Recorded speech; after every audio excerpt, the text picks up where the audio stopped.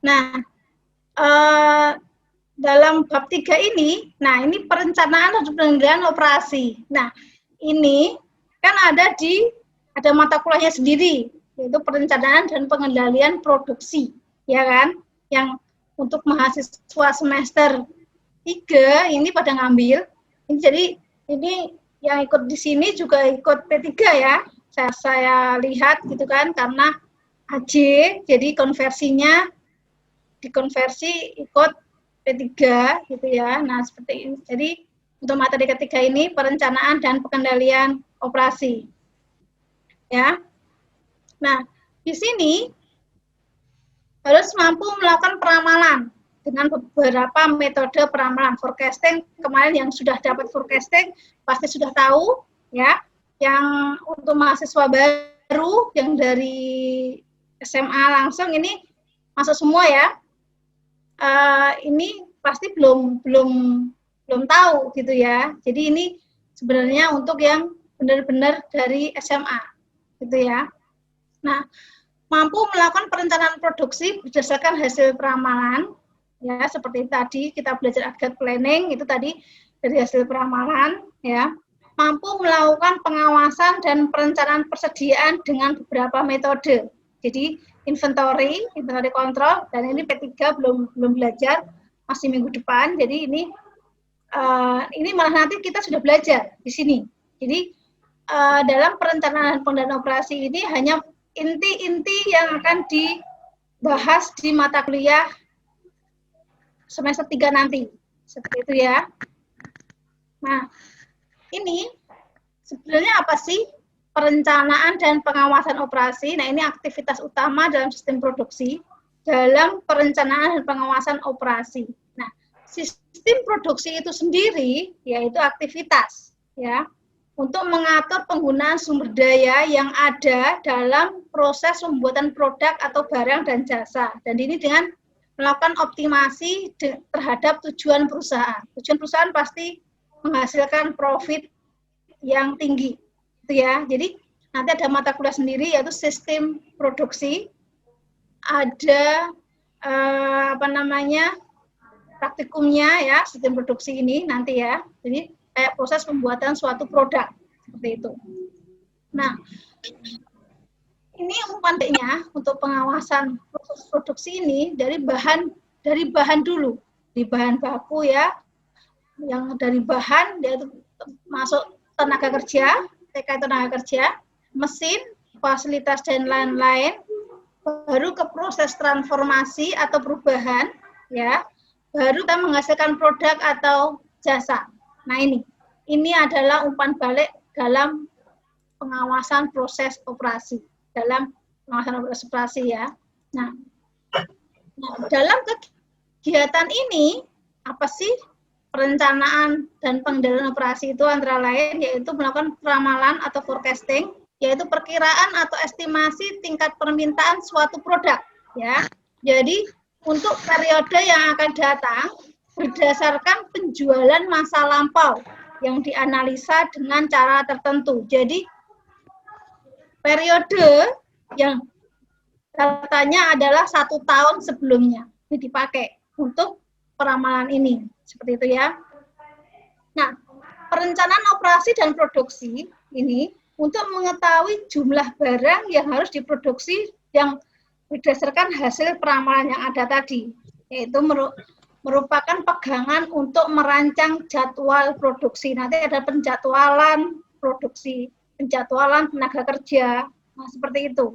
Nah ini adalah yang ada di perencanaan dan pengawasan operasi. Selain itu ada pengawasan dan perencanaan persediaan. Persediaan itu apa sih? Jadi inventory itu apa sih? Sumber daya yang menganggur, ya, yang menunggu proses selanjutnya bisa berupa kegiatan produksi pada sistem manufaktur, kegiatan pemasaran pada sistem distribusi, atau kegiatan konsumsi pada sistem rumah tangga. Ini ya. Nah, biasanya persediaan ini digunakan untuk mempermudah atau memperlancar jalannya operasi perusahaan. Jadi, nggak mungkin dalam suatu perusahaan tidak ada persediaan. gitu ya. Jadi tetap ada persediaan, tapi jangan terlalu banyak, gitu ya. Jadi yang nanti kalau ada permintaan mendadak kita bisa langsung kasih barangnya seperti itu. Jadi tidak merugikan konsumen atau pelanggan kita. Nah, MRP, apa sih MRP ini, Material Requirement Planning, yaitu perencanaan kebutuhan material. Jadi materialnya berapa harus dihitung ya. Adalah perencanaan logis atau aturan keputusan dan teknik pencatatan terkomputerisasi yang dirancang untuk menerjemahkan jadwal induk produksi atau MPS, Master Production Schedule, untuk menjadi sebuah kebutuhan bersih.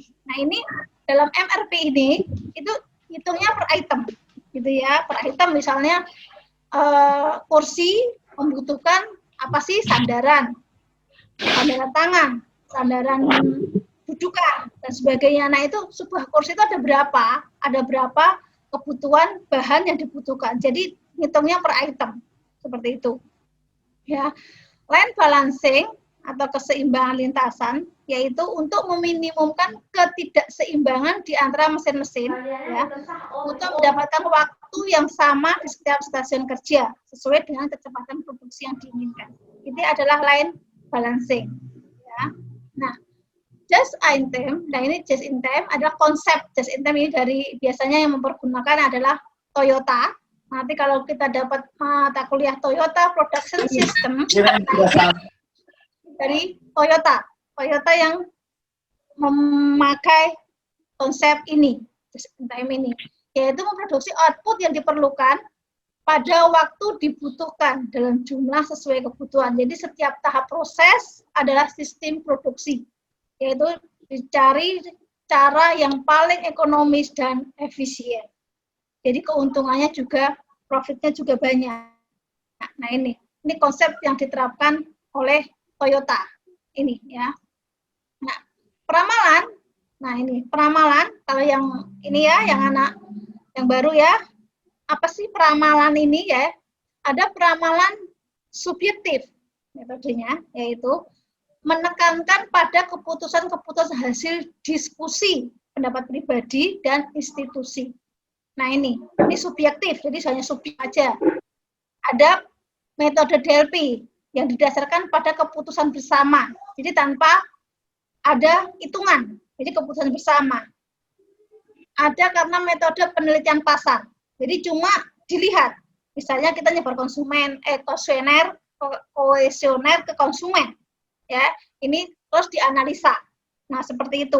Jadi itu metode penelitian pasar. Nah, ini adalah peramalan secara subjektif.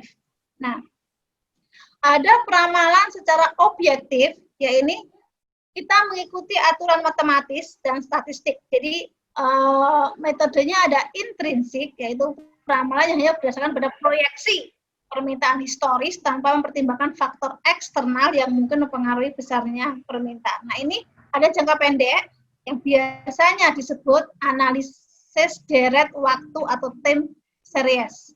Ya, ada metode ekstrinsik, yaitu mempertimbangkan faktor-faktor eksternal yang mungkin mempengaruhi besarnya permintaan di masa yang akan datang. Gitu ya. Nah, seperti itu peramalan. Nah, kalau jangka panjang, karena jangka panjang berarti menunjukkan hubungan sebab akibat. Berarti disebut metode kausal, yaitu pakai metode regresi. Ya, harus ingat regresi linear. Jadi kalau ditanya regresi linear itu rumusnya Y A plus BX. Ini harus apa ya? Seorang sarjana teknik industri kalau ditanya apa persamaan regresi linear, itu harus tahu ya. Jadi pola hubungan antara variabel yang mempengaruhi dapat dinyatakan dengan suatu garis lurus, makanya disebut regresi linear, yaitu Y A plus BX, gitu ya. Nah, nanti A kita cari sendiri, B kita cari sendiri, ya. Nah, besarnya A, rumusnya seperti ini, ya. Jumlah Y min B kali jumlah X dibagi N. Ya, kalau B, N, jumlah X kali Y, jadi X kali Y dikalikan dulu, baru dijumlah, dikurangi jumlah X, dikali jumlah Y, ya, dibagi N dikali jumlah X kuadrat. Jadi X dikuadratkan dulu, baru dijumlah. Min jumlah X dikuadratkan. Beda ya, antara jumlah X kuadrat sama jumlah X dikuadratkan. Ya, tahu ya, kalau udah ikut kalkulus, pasti udah tahu, jadi beda ya. Nah, apa sih Y? Y ini besarnya nilai yang diramal. Misalnya Y 2021 nanti, gitu ya, sampai suruh ngitung Y 2021 sampai Y 2025 misalnya. Nah, seperti itu. Nah, A nilai tren pada periode dasar, dan B itu tingkat perkembangan nilai yang diramal, dan X unit tahun yang dihitung dari periode dasar. Nah, ini regresi linear. Nah, contohnya ini, data penjualan produk ABC, ya, ini datanya. Nah, kemudian perusahaan ingin meramal pada periode ke-11, 12, 13, 14, 15. Ya. Berarti ini penjualannya, ya. Ini periodenya 1 sampai 10. Berarti penjualan ini dianggap sebagai Y. Ya, ingat ya. Jadi dibolak-balik biasanya periode di depan. Ini taruh di belakang. Jadi jangan bingung, jangan balik. Kalau penjualan itu Y, jangan X. Ya, ini pengecoh ini ya nanti ya. Nah, periode X itu periodenya 1 sampai 10 itu X. X itu periode, Y hasil penjualan.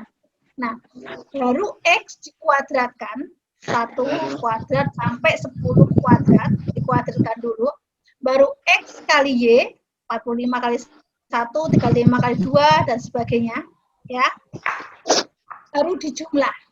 Jumlah Y 455, jumlah X 55, X kuadrat 385,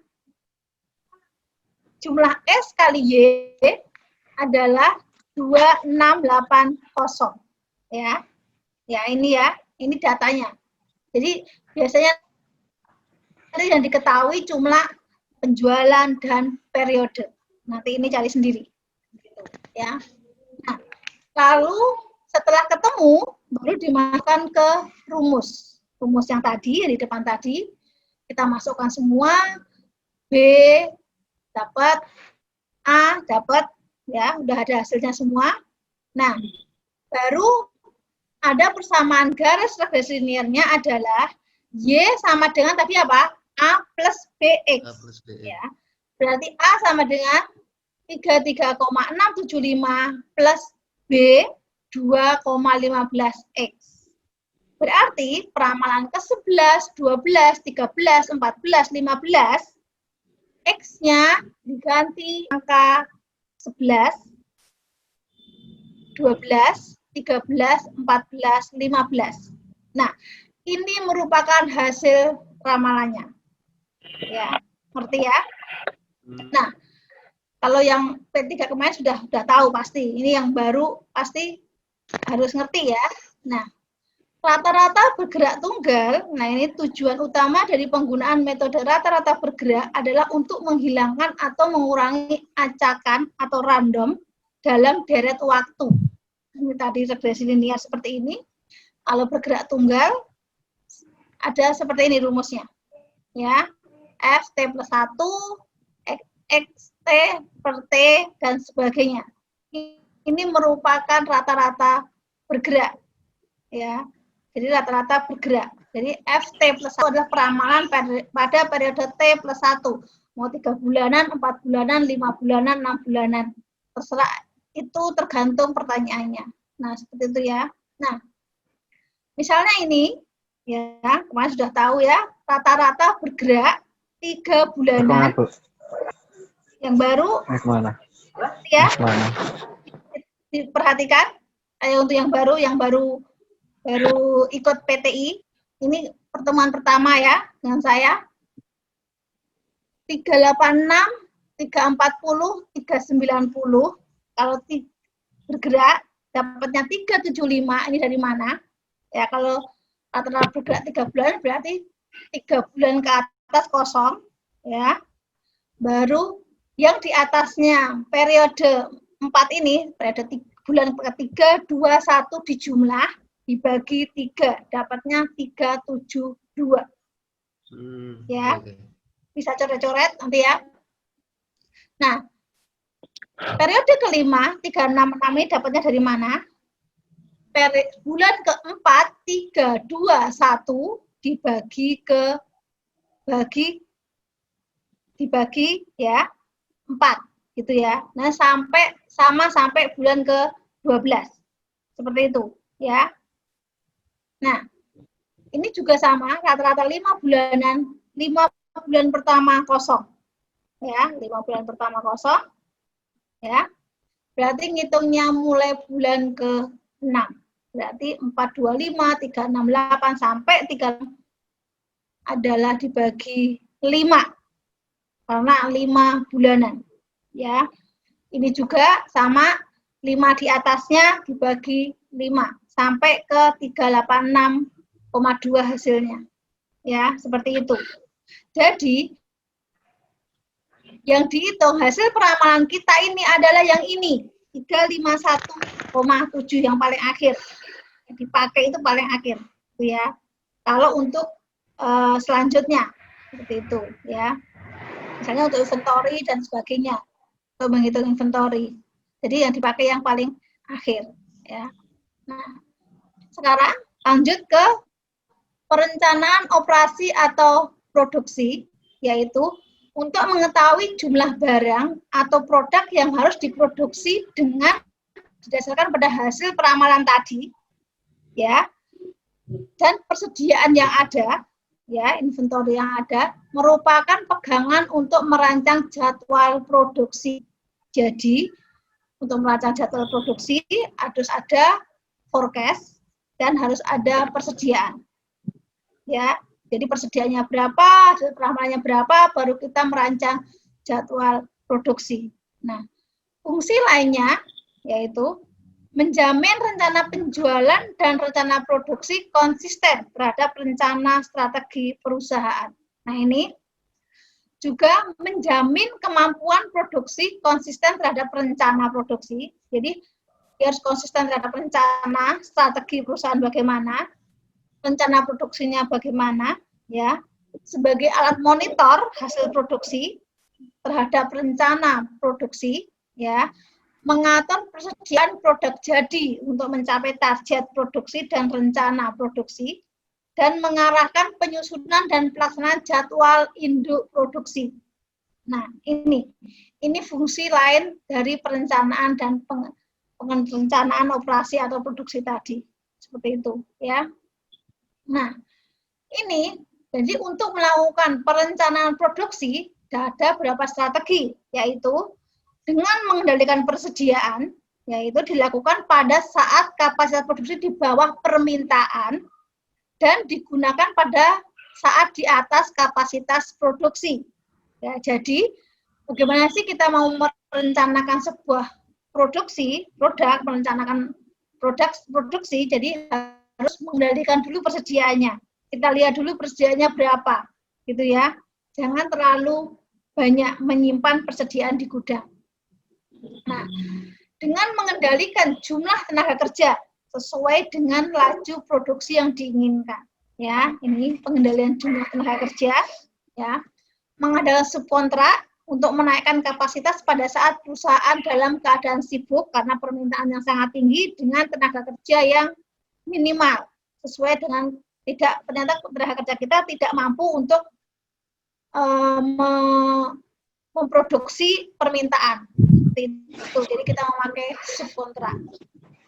Mempengaruhi permintaan atau potongan harga atau diskon, pemberian hadiah, layanan-layanan khusus. Jadi ada potongan harga, ada pemberian hadiah, seperti itu mempengaruhi permintaan, gitu ya. Kalau kita ada pokoknya diskon misalnya, ada diskon 50%, pasti permintaannya juga banyak. Ada pemberian hadiah misalnya, beli produk A, beri hadiah mobil, seperti itu. Nah, Nah, ini akan mempengaruhi permintaan.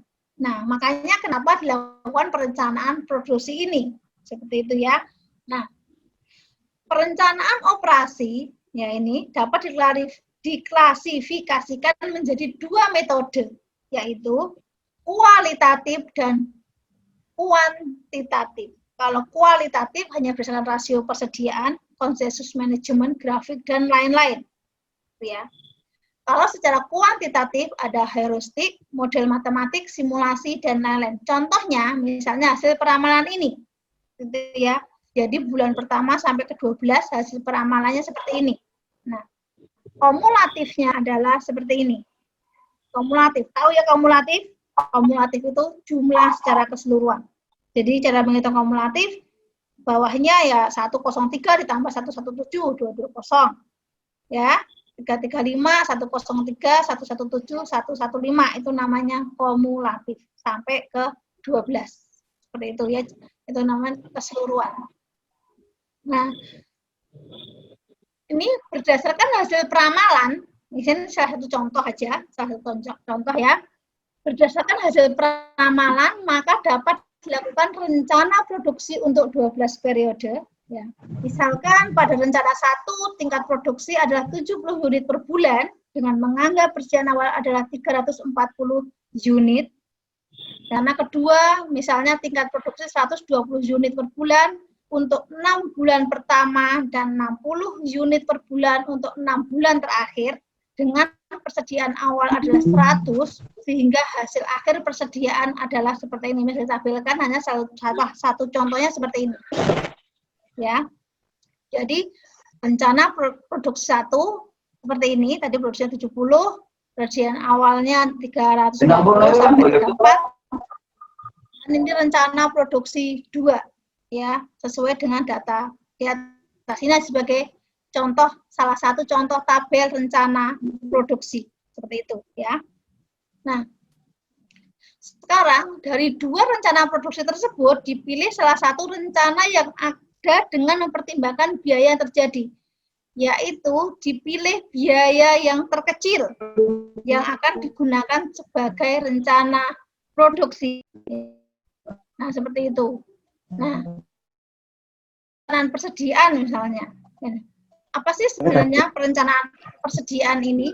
Ya, jadi fungsi utamanya ada persediaan adalah sebagai penyangga penghubung antar proses produksi dan distribusi untuk memperoleh efisiensi. Ya, jadi penyangga penghubung antar proses produksi dan distribusinya. Nah, sebagai stabilisator harga terhadap fluktuasi permintaan. Jadi kalau misalnya permintaan banyak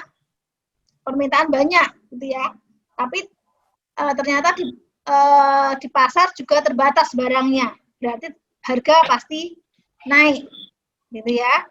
Kalau permintaannya sedikit, gitu ya, tapi ternyata di pasar kita persediaannya banyak, gitu ya, ternyata banyak persediaan, harga penjualan juga sedikit, permintaan sedikit, maka harga akan turun. Nah, ini nanti kita belajar di pengantar ilmu ekonomi seperti itu. Jadi fluktuasi permintaan harga. Nah, ini di pengantar ilmu ekonomi.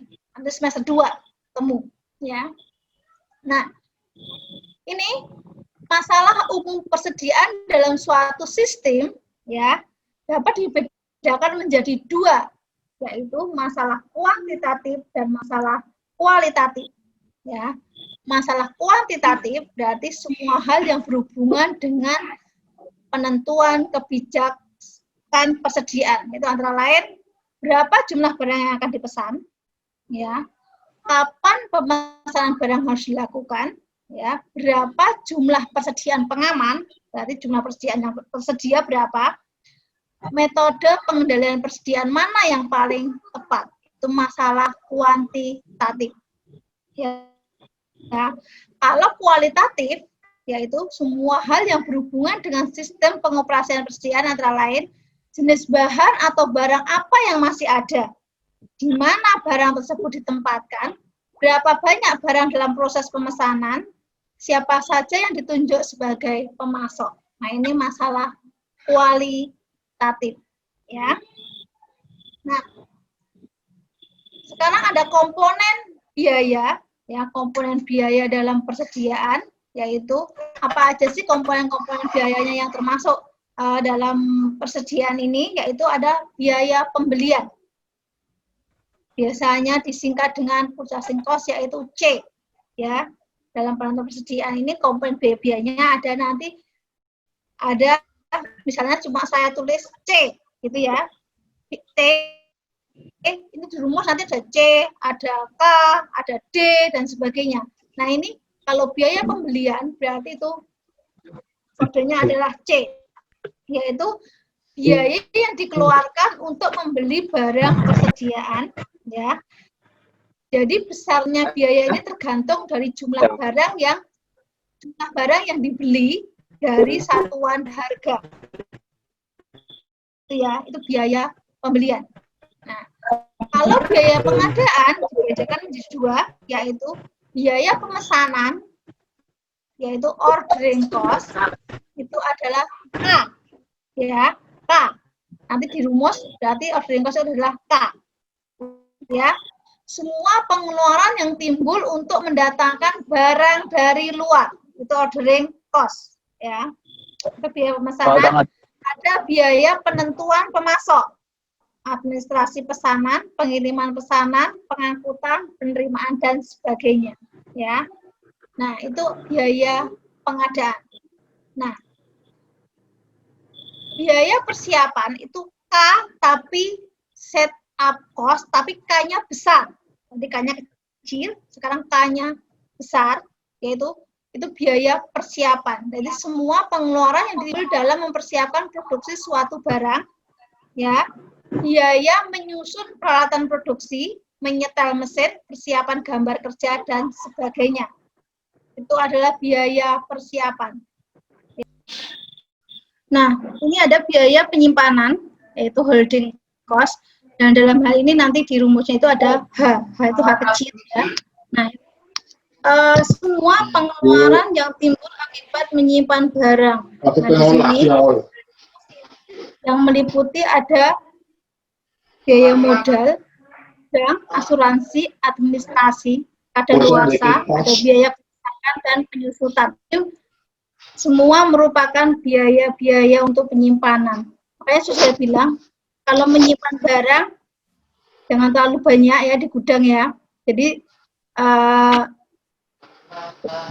karena akan banyak biaya-biaya yang timbul. Seperti itu, ya. Ini biaya penyimpanan. Nah, sekarang ada biaya kekurangan, ya. Biaya kekurangan, persediaan, atau karena kita kehabisan stok, gitu ya.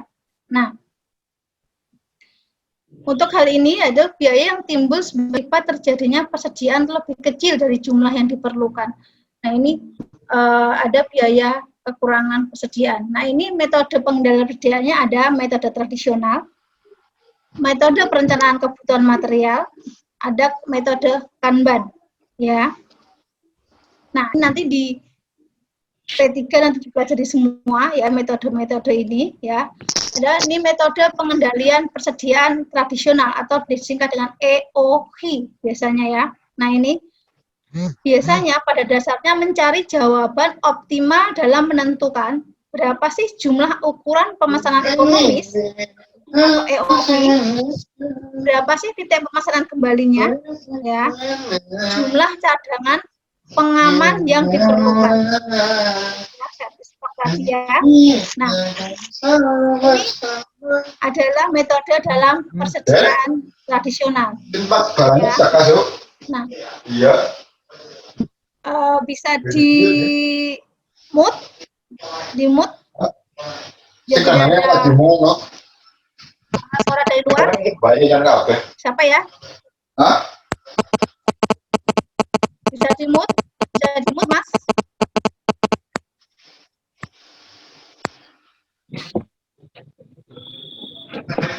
Bisa di-mute, udah ya. Nah, model EOH didasarkan pada asumsi yaitu H hanya satu item barang atau produk yang diperhitungkan, ya. Ada kebutuhan atau permintaan setiap periode diketahui, ya. Jadi barang yang dipesan diasumsikan dapat segera tersedia, itu EOV. Waktu ancang-ancang atau lifetime bersifat konstan, ya. Setiap pesanan dikirim dan langsung digunakan, jadi setiap ada pesanan langsung dikirim, ya. Tidak ada pesanan ulang atau back order, tidak ada diskon. Misalnya diasumsikan seperti ini model EOQ-nya. Jadi tujuan model ini adalah menentukan jumlah ekonomi setiap kali pemesanan sehingga total biaya persediaan ada minimal, ya.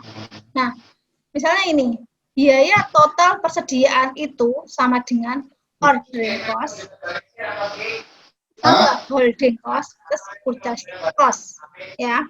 Ini adalah biaya total untuk persediaan. Nah, parameter yang dipakai tadi sudah di depan, ya.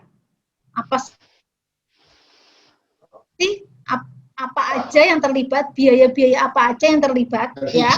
Jadi parameter yang digunakan adalah D tadi.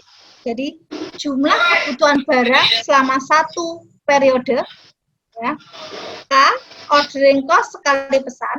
H holding cost persatuan nilai persediaan persatuan waktu holding cost. C purchasing cost persatuan nilai persediaan, ya. Dan T waktu antara satu pesanan ke pesanan berikutnya. Nah, jadi ini harus hafal apa D, K, H, C, T itu, ya. Ya. Karena nanti dalam soal saya nggak mungkin nulis ini D, ini K, ini H, ini C, ini T seperti itu. Jadi pasti ordering cost kali pesan berapa, holding cost-nya berapa, seperti itu, ya. Jadi harus tahu, gitu, ya. Nah, ini grafiknya model EOQ ini seperti ini, ya. Jadi biaya total persediaan tadi yaitu ini, ya. Ini titik saat pemesanan diterima atau order point, berarti di sini. Persediaan ini ada rata-rata persediaan di per 2, ya. Jadi T per D, kalau kita mencari waktu adalah Q per D, dan rata-rata persediaan adalah Q per 2. Nah, seperti itu, ya. Ini model persediaan untuk EOQ, ya. Nah, rumus-rumusnya misalnya ini, biaya pesan adalah K tadi biaya pesan, ada rumusnya adalah K kecil, ya, permintaan per periode dibagi jumlah pemesanan optimal, ya, itu biaya pesan. Kalau biaya simpan adalah H, holding cost tadi, Q jumlah pemesanan optimal dibagi 2, itu biaya simpan. Nah, kalau biaya pembelian atau C, ya, rumus persediaan model EOQ-nya adalah Q atau EOQ sama dengan akar 2 DK dibagi H. Jadi rumus untuk EOQ-nya seperti ini, ya. Tahu, ya. Nah, T sekarang waktu antar pemesanan optimal diperoleh dari berarti waktu antar pemesanan optimal itu adalah EOQ dibagi dengan demand. Demand itu permintaan tadi. Nah, seperti, ya. Nah, contohnya salah satu contohnya ini. Permintaan harian suatu barang diperkirakan 100 unit. Ya. Biaya pemesanan 100. Jadi kita harus tahu, ya, permintaan harian berarti ya. Pemesanan harian 100 setiap kali 1. Jadi penambahan harian setiap waktu persediaan adalah 0,02, ya. Tentukan jumlah pemesanan yang ekonomis dan waktu antar pemesanan optimal. Tahu, berarti kan D sama dengan 100 unit hari per, ada K 100 per saat, ya. Ada H 0,02 per unit per hari, seperti itu, ya. Ini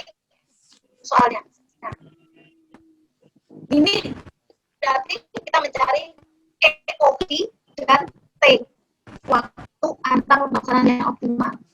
Gitu ya. Nah, jumlah itu masalah ekonomis. Tadi EOP tadi rumusnya apa? 2DKH. 2 kali 100 per 100 dikosong 0,02 di akar. Berarti sama dengan 1000 unit. Berarti EOP-nya ini ada 1000 unit. Ya, masalah ekonomisnya. EOP itu bagi D tadi dari 100